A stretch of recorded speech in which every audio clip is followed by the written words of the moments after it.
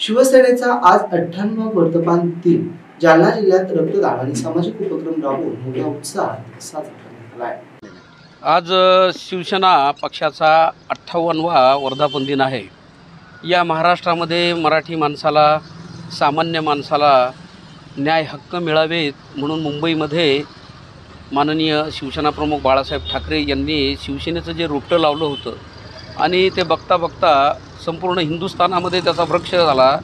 आज 58 वर्ष, या 58 वर्षामध्ये शिवसेना या पक्षाने, शिवसेनेच्या नेत्यांनी या राज्यातल्या राजकारणामध्ये अनेक उलाढाली बघितल्या।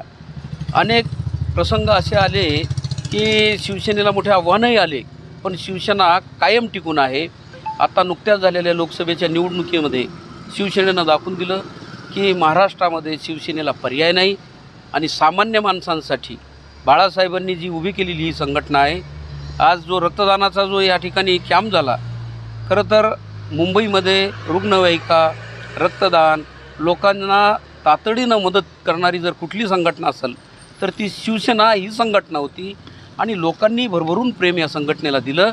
आणि म्हणून मला असं वाटतं की लोकांनी टिकवलेली, वाढवलेली संघटना ही आज सामान्य जनतेच्या मनातलं जे काही आहे ते शिवसेनेच्या माध्यमातून हे कार्यरत होत असते। या कारणानं महाराष्ट्रामध्ये शिवसेना या पक्षाला कुठलाही पर्याय नाही।